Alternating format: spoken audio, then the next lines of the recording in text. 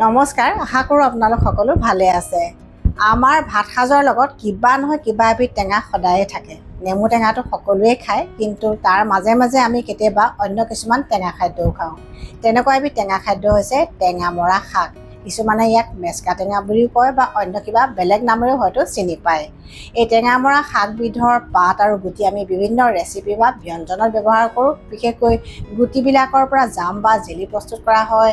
দাইলৰ টেঙা আঞ্জা, মাছৰ টেঙা আঞ্জা আমি বনাই বা প্ৰস্তুত কৰি খাওঁ, আৰু কেতিয়াবা আচাৰো আমি বনাই বা প্ৰস্তুত কৰি খাই থাকোঁ। আৰু এই টেঙামৰা শাকবিধে কিন্তু প্ৰাকৃতিকভাৱে বহুত বেমাৰৰ পৰা আমাক বচাই ৰাখে, কাৰণ ই হৈছে এটা নেচাৰেল মেডিচিন বা প্ৰাকৃতিক ঔষধ। গতিকে জানোচোন আহক টেঙামৰা শাকৰ কি কি চমৎকাৰী ঔষধি গুণ আছে আৰু কি কি বেমাৰৰ পৰা প্ৰাকৃতিকভাৱে আমাক কেনেকৈ বচাই ৰাখে। টেঙামৰা শাকে বচাই ৰখা প্ৰথম বেমাৰটো হৈছে পেটৰ কিছুমান সমস্যা বা ৰোগ। গৰম দিনত প্ৰায়ে মানুহৰ ডিচেণ্ট্ৰি, ডায়েৰিয়া, পেট চলা আদি বেমাৰবিলাক সঘনাই হৈ থাকে, আৰু এনেকুৱা ধৰণৰ বেমাৰৰ পৰা প্ৰাকৃতিকভাৱে বচাই ৰখাত সহায় কৰে টেঙামৰা শাকে। টেঙামৰা শাকত থকা ফাইবাৰে পেট পৰিষ্কাৰ কৰে আৰু ই হজমি শক্তি ভাল কৰে আৰু ভোকো বঢ়ায়। গতিকে গৰম দিনত এই পেটৰ বেমাৰবিলাকৰ পৰা যদি প্ৰাকৃতিকভাৱে বাচি থাকিব খুজিছে, তেন্তে খাদ্য তালিকাত টেঙামৰা শাক অন্তৰ্ভুক্ত কৰক। টেঙামৰা শাকে বচাই ৰখা ২ নম্বৰ বেমাৰটো হৈছে পেচাবৰ কিছুমান সমস্যা।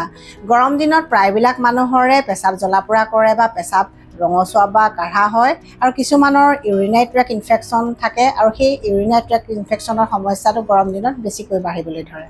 আৰু তেনেকুৱা পেচাবৰ বেমাৰৰ পৰা যদি প্ৰাকৃতিকভাৱে বাচি থাকিব খুজিছে, তেন্তে খাদ্য তালিকাত টেঙামৰা শাকৰ দৰে খাদ্যবোৰ অন্তৰ্ভুক্ত কৰক, কাৰণ টেঙামৰা শাকে আমাৰ পেচাব পৰিষ্কাৰ কৰাত সহায় কৰে, পেচাব খোলোচা কৰে, আৰু পেচাবৰ যিবিলাক ইনফেকশ্যনৰ সমস্যা হয় সেইবিলাকৰ পৰাও আমাক প্ৰাকৃতিকভাৱে বচাই ৰাখে। গতিকে গৰম দিনত টেঙামৰা শাক খাওক আৰু পেচাবৰ সমস্যাৰ পৰা বাচি থাকক আৰু কিডনীকেইটা ভালে ৰাখক। ৩ নম্বৰ বেমাৰটো হৈছে ছিজনেল ডিজিজ বা বতৰ পৰিৱৰ্তনৰ ফলত হোৱা ৰোগ। কিন্তু টেঙামৰা শাকে এই ছিজনেল ডিজিজবিলাকৰ পৰা আমাক কেনেকৈ বচাই ৰাখে। টেঙামৰা শাকত আছে প্ৰচুৰ পৰিমাণে ভিটামিন চি, যিটো হৈছে এটা শক্তিশালী বা পাৱাৰফুল এণ্টিঅক্সিডেণ্ট, আৰু ভিটামিন চিয়ে আমাৰ দেহৰ ইমিউনিটি বঢ়ায় বুলি আপোনালোকে সকলোৱে জানে।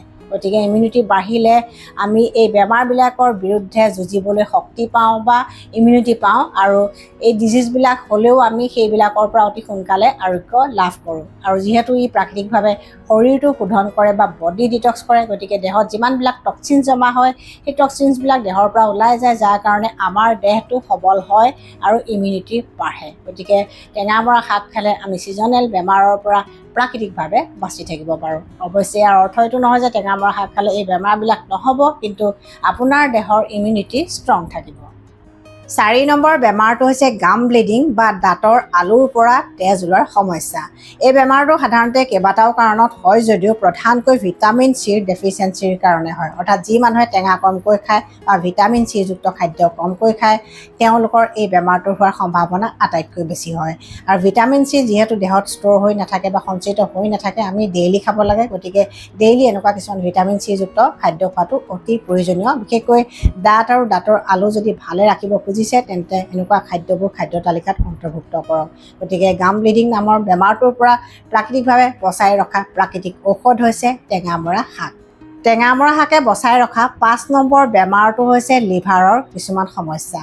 টেঙামৰা শাকে লিভাৰটো প্ৰাকৃতিকভাৱে হেল্ডি কৰি ৰাখে, লিভাৰ এনজাইমছবিলাক নৰ্মেল কৰি ৰখাত সহায় কৰে, আৰু বাইল জুচ বা পিত্তৰসৰ উৎপাদনো নৰ্মেল কৰি ৰখাত সহায় কৰে, বা ইফাল সিফাল হ'লে সেইটো নৰ্মেললৈ অনাত সহায় কৰে।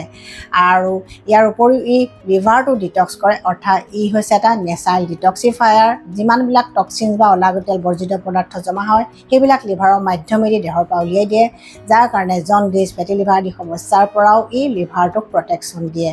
গতিকে বিশেষকৈ গৰম দিনত যদি লিভাৰটো হেল্ডি ৰাখিব খুজিছে, তেন্তে টেঙামৰা শাক খাদ্য তালিকাত অন্তৰ্ভুক্ত কৰক, আপোনালোকে সুফল পাব।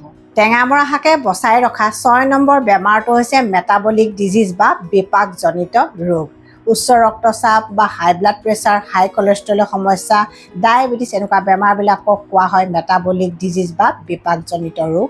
আৰু আজিকালি মেটাবলিক ডিজিজবিলাক প্ৰায়বিলাক মানুহৰে থাকে, গতিকে এই সমস্যাবিলাকৰ পৰা প্ৰাকৃতিকভাৱে বচাই ৰখাত সহায় কৰে টেঙামৰা শাকে। কাৰণ ইয়াত প্ৰচুৰ পৰিমাণে এণ্টিঅক্সিডেণ্ট আছে, ফাইবাৰ আছে আৰু কিছুমান বিশেষ ধৰণৰ যৌগ আছে যিয়ে এই বেমাৰবিলাকৰ পৰা প্ৰাকৃতিকভাৱে বচাই ৰখাত আমাক সহায় কৰে। গতিকে প্ৰাকৃতিক খাদ্যৰ যোগেদি যদি সুস্বাস্থ্যৱান হৈ থাকিব খুজিছে তেন্তে ডায়েটত বা খাদ্য তালিকাত টেঙামৰা শাক নিশ্চয় ৰাখক। আৰু পাৰিলে টেঙামৰা শাকৰ গুটি হাৰ্বেল টিও আপোনালোকে বনাই খাব পাৰে যিসকলৰ উচ্চ ৰক্তচাপ বা ডায়েবেটিছ আছে বা হাই কলেষ্ট্ৰলৰ সমস্যা আছে।